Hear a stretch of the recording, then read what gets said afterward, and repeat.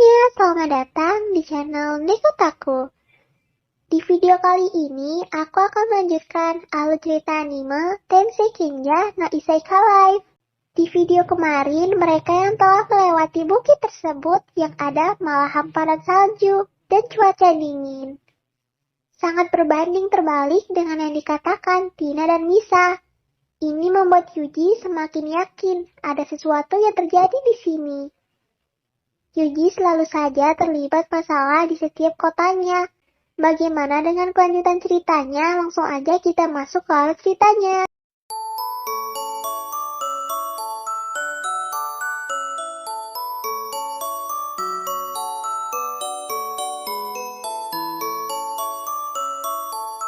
Cerita dimulai, Yuji melanjutkan perjalanannya di dataran yang dipenuhi salju.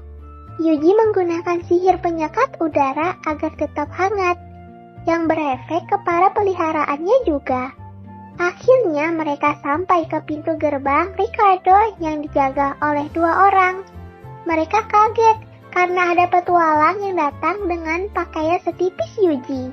Di musim dingin, para menjaga menanyakan tujuan Yuji ke kota ini. Dan tujuan Yuji adalah makanan dari kota ini yang terkenal enak. Dia pun diizinkan masuk oleh penjaga tersebut. Sebelum masuk, Yuji menanyakan apa yang terjadi di kota ini kepada penjaga. Ini semua terjadi sejak 10 hari yang lalu dan sudah menelan korban jiwa. Di dalam kota tak terlihat satupun orang.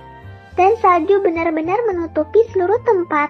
Akhirnya Yuji sampai ke salah satu restoran yang terkenal. Namun saat masuk, gadis penjaga toko memberitahu bahwa mereka tutup sampai waktu yang tidak ditentukan. Ini karena sejak musim dingin yang tiba-tiba, ini membuat stok kayu bakar digunakan untuk menghangatkan diri, tidak lagi digunakan untuk memasak. Yuji yang melihat interior restoran sudah yakin bahwa makanan di sini enak. Jadi Yuji berinisiatif untuk menebang pohon sendiri. Sesampainya di pinggir hutan, ia bingung kayu mana yang bagus untuk dijadikan kayu bakar. Jadi Yuji memutuskan untuk memotong asal saja. Ia menggunakan sihirnya untuk membuat kapak dan sekali tebasan dari kampaknya membuat beberapa pohon terpotong sekaligus. Setelah semuanya selesai terpotong, Yuji ingin mengeringkan kayu tersebut. Ia menemukan sihir yang tepat, yaitu penyerapan cairan slime. Dan ternyata sihir tersebut memang berguna membuat kayu tersebut kering tanpa dijemur. Yuji meminta para slime untuk membawa tumpukan kayu tersebut. Sesampainya di toko makanan, ia menyerahkan ke gadis penjaga toko. Ia kaget karena Yuji bisa mendapatkan kayu kering seperti ini. Ia langsung memanggil koki di tempat ini. Namun saat dilihat koki tersebut, kayunya ternyata kekeringan. Jika digunakan memasak, api yang dihasilkan akan sangat besar. Namun Yuji dengan sihirnya lagi melembabkan kayu tersebut hingga ke tekstur yang sangat sempurna. Karena sudah mendapatkan kayunya, sang koki langsung membuat masakan untuk Yuji.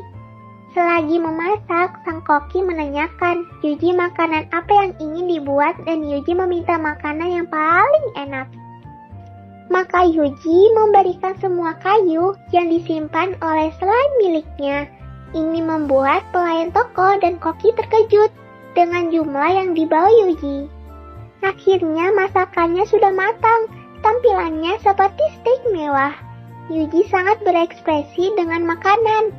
Saat mencicipinya, itu membuat Yuji langsung terbang dengan rasa makanan yang sangat enak. Tetapi sang koki mengatakan bahwa itu belum masak populer mereka, yaitu semur. Yuji sangat ingin memakan itu, namun sang koki tidak bisa membuatkannya karena memakan waktu yang lama. Dan juga seluruh kota masih kekurangan kayu. Dan kali ini Yuji sangat bersemangat menolong tempat ini. Ia langsung bergegas ke kuil petualang untuk menerima quest penebangan kayu. Sesampainya di sana, perasaan Yuji benar, karena semua quest yang ada di guild hanya mengumpulkan kayu. Yuji langsung mengambil quest ini dan resepsionis guild menyuruh Yuji pergi ke timur gerbang menemui Wodka. untuk mencari kayu bakar. Akhirnya Yuji sampai di tempat penebangan. Terlihat penduduk dan petualang lain juga sedang menebang pohon dengan kesusahan. Apalagi ditambah cuaca yang sangat dingin. Wodka menyambut Yuji karena mereka kekurangan orang. Dan ia menanyakan apakah Yuji pernah menebang pohon. Dan Yuji menjawab pernah, karena dia baru saja menebang pohon. Di saat Wodka sedang menjelaskan, Yuji langsung mengambil kapaknya dan menebang pohon dengan sekali tebasan. Membuat Wodka dan para pekerja lainnya terkejut lagi dan lagi. Setelah selesai dengan satu tumpukan kayu, Wodka mengatakan bahwa kebutuhan mereka sehari ada 50 ton. Yuji langsung memotong kayu yang lainnya lagi dan lagi. Pekerjaan mereka selesai dengan cepat sesampainya di kuil. Resepsionis benar-benar heran dengan kayu yang dibawa. Dan resepsionis mengatakan seperti di legenda yang pernah ia dengar di gereja beberapa hari yang lalu. Yuji yang tertarik dengan ceritanya memutuskan untuk nanti ia akan menanyakan ke Bapak Style. Setelah itu Yuji menanyakan untuk di mana menaruh kayunya karena ia menyimpan kayu untuk 3 hari. Hal ini membuat terkejut resepsionis lagi dan lagi.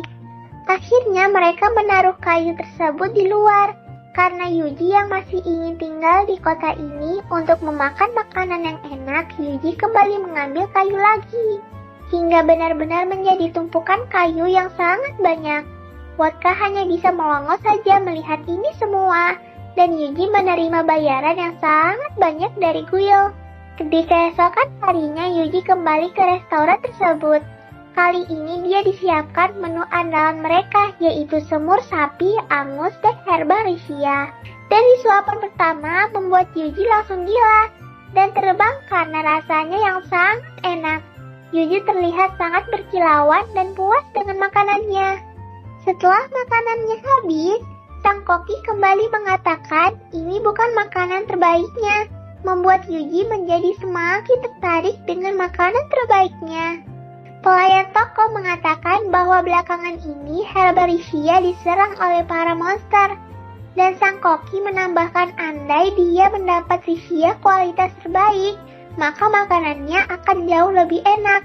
Mendengar ini, Yuji langsung bergegas ke ladang risia untuk membantai monster-monster yang mengganggu kesenangannya. Akhirnya Yuji memurnikan batu tersebut dan menyuruh para slime mencari batu yang serupa. Akhirnya Yuji berhasil menetralkan 108 batu sihir dan menemukan pola melingkar dari peta yang ditandai oleh batu tersebut. Setelah sampai di pusatnya Yuji sadar ada orang aneh dengan tempat ini, jadi ia meminta izin Riot untuk menggunakan sihirnya membakar pohon yang ada di sini. Riot sebagai peri hutan mengizinkan dengan alasan yang logis jika Yuji yang menghancurkannya dapat tumbuh kembali. Namun jika tercemar, kristal terkutuk itu membuat hutan di sini menjadi rusak, dan ia langsung menggunakan sihir favoritnya, api neraka yang langsung menghanguskan kota tersebut dan membuat lubang yang sangat besar ke bawah tanah. Setelah itu, Yuji mengecek ke tempat bawah tanah tersebut.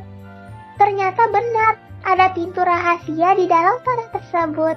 Sampai di sini dulu, Alucita Nima dan Sekenja no Isekai Live yang bisa aku ceritain ke kalian. Jangan lupa klik tombol subscribe supaya kedepannya lebih semangat lagi buat kontennya. Sampai jumpa di next video.